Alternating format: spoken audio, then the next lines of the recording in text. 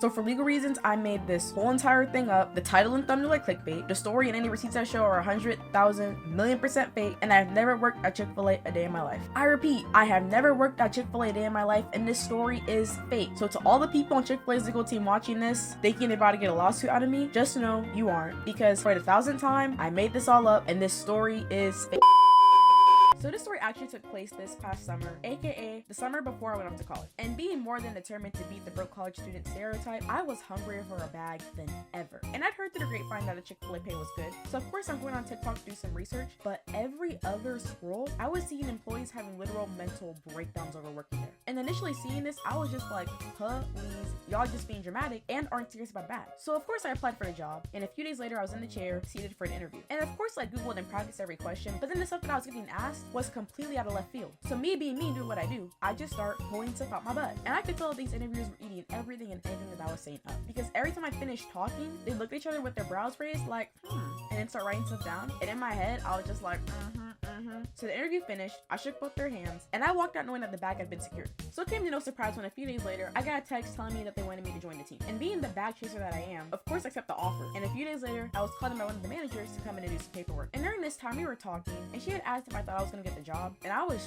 trying to be a thug about it, but I couldn't. And ended up just being like, yeah. Now for some very important context, right? During the interview, I had acrylic nails on, and I'm an extremely expressive person, as seen whenever I get on the internet to yap. I talk a lot with my hands, and I was doing all the same in the interview. And then, when I came to the paperwork, which again, the lady who interviewed me was the manager, I still had my nails on, and my piercing was visible, and she didn't say or do anything to indicate that they would be a potential problem. And to back it even more, when I was doing my TikTok research, I was seeing people work there who had bigger piercings and longer nails than mine, so I was under the impression that I was going to be in the all clear. Anyways, my first day comes, and when I pull it up in my head, I was just like, I'm so nervous. But in an excited way, you know. However, the millisecond my big toe even hit the entrance and I saw who my future coworkers were gonna be, my spidey senses were immediately kicking in. Because when they greeted me and told me to wait around for a bit until they were ready for me or whatever, the smiles were more on the culty than welcoming side. And the girl who was in charge of training me, who we're just gonna refer to as Op, introduces herself to me, gives me my uniform, and tells me that when I go to the bathroom to change, to put my hair in a bun and also take my piercing out. Not even tuck it in,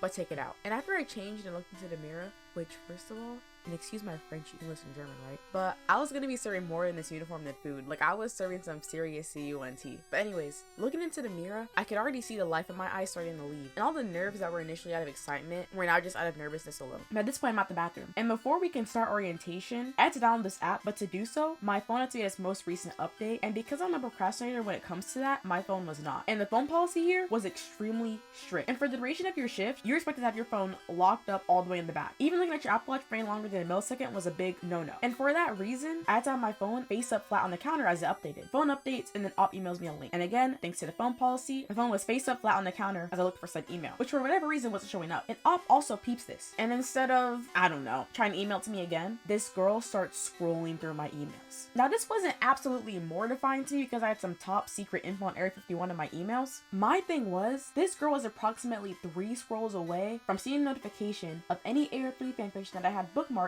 getting updated. But the email ended up being in my spam folder, crisis averted, and now it's finally time to start orientation. But before I can even start, Op says to me, you have to take your nails off. And the way that she was saying it, she was expecting me to do that on the spot. And excluding the fact that it's impossible, unless you want a bloodbath, that's something that you can't do with acrylics. And obviously in a more polite way, I tell her as much. And she goes, well, since today's your first day, you get a pass. But when you come in tomorrow, they need to be off. Mind you, I was working 7 a.m. to 2 p.m. this day and the same the next. And excluding the fact that I had bills to pay, places to be, just all around things to do when I clocked off that day, it is already so difficult to squeeze in a last minute nail appointment, let alone with the time frame that I was being given. Which again, in a more polite and corporate way, I tell her as much. But then I also out on the fact that when I come in on Saturday, which was my next shift after Tuesday, that they'd be off. So as you can see here, I am by no means trying or even being difficult. I'm giving a solution to the problem. I'm putting the conflict resolution skills that I put on my resume to work. And Hope just looks at me and says, well, if you come in tomorrow and you're still on, you're getting written up.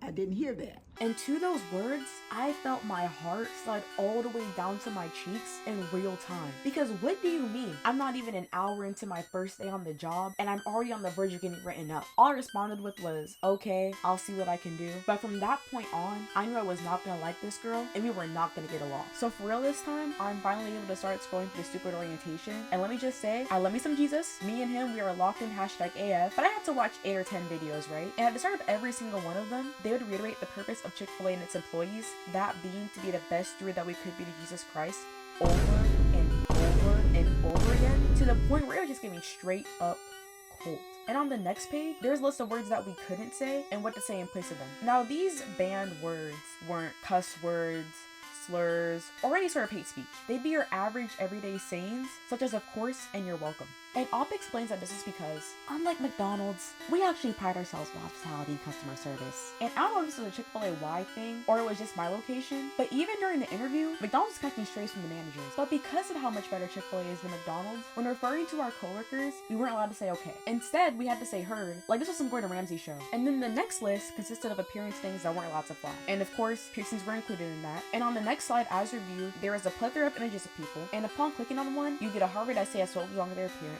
and why. At this point, I was fresh out of high school, like I just walked across the stage last week fresh, and was more than deserving of a break from any sort of required reading. And these explanations were all self-explanatory common sense. So I skipped to the next slide and keep it pushing. And I guess she figured that I couldn't have read all that fast enough, but let the record show, I'm a very fast reader. Finishing 100,000 word AO prefix in one night is slight work for me. But she puts her finger to the iPad and moves it right back to the last slide, and then goes, no, you have to read every single one of them. Okay. But with that, it was finally time for lunch, and despite not having even done the actual work yet, I was already over his job. Unfortunately, there are no tables for me to decompress and being emo at, so I had to sit with Op for lunch. And another weird thing about Chick-fil-A is you don't get your own food. You order it, and then your coworkers come and serve it to you, giving you the full customer service experience, cold smile, glaze, and all. Lunch ends, and now it's finally time to start doing some actual work. And I've worked a customer service job before. Needless to say, this was not my first rodeo with the register. However, the job in question was a retail job, and retail and food registers are in completely different cinematic universes. So looking at the format, I'm not gonna lie, it was a tad bit overwhelming, and for once I was thankful for Op because she was giving him a very detailed rundown of the register. And for the first 10-15 minutes, I was locked the F in. But then she started going over every single possible food combo that could ever exist ever. And the food combo lecture went on for a good, no exaggeration, 45 minutes. But she finally stopped talking, and it was time to get to hashtag work. When talking to customers, I would get sayings from my old job and then modify it in a way that would fit Chick-fil-A. Or at least I thought it would fit. What's a good name for the order? You can't say that. Okay. I can take the next person in line. No, you need to say, I can serve the next guest in line. Will that be all for you today? No. You need to say, how else may I serve you today? Like, everything had to be said so meticulously to the point where it was actually ridiculous. And then, of course, Op hits me with, if we have to keep correcting you on how to say things, you're gonna get written up.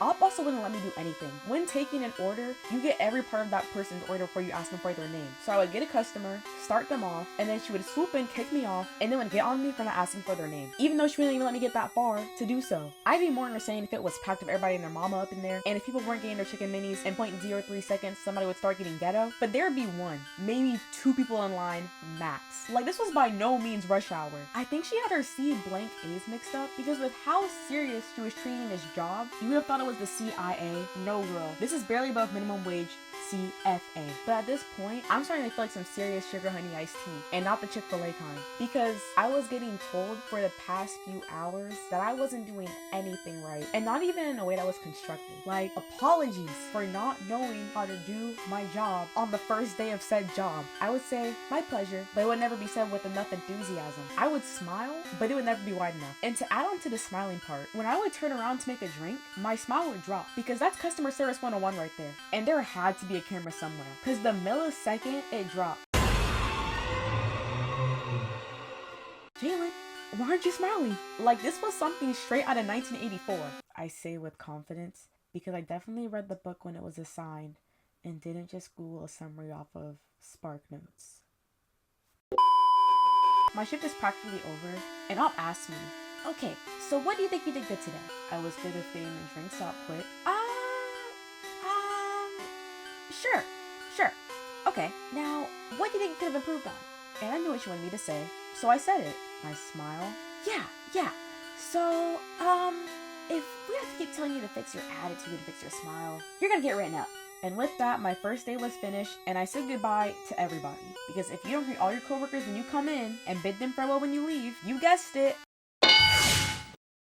And with a sliver of my sanity still intact, I'm walking out the door, and I hear Op call out to me, make sure you get those nails fixed. And for whatever reason, that was my last straw. One thing about me, when I feel a lot of anything, I cry. So when I'm really happy, I cry. When I'm really sad, I cry. And when I'm really frustrated, I cry. And I was so frustrated. And the whole drive back, I felt so conflicted because I was like, yes, this pay is sexy AF, but what good is it if I come home like this after every shift? And after a mini crash out on the Finsta and a talk with my parents, I made the executive decision to quit. So later the same day, I pulled back up and did right just that. Went in and asked for a manager, and I will say not one person was smiling, but whatever. I sit down with one, and obviously she asked me why I'm quitting. I told her everything I told y'all, and trust and believe I was very much name dropping. And I even said straight up that I felt that if I even breathed the wrong way here, I'd get written up. A day or two later, I came back to return the uniform. On the way home, I got Chick-Fil-A at a different location, obviously, duh. And on top of nobody smiling, you would never guess what I saw. Moral of the story, the next time you go to a Chick-Fil-A, be extra nice to the employees because 9 in 10 chance they're getting tortured in the basement. But thank you so much for watching and stay blessed. Juicy!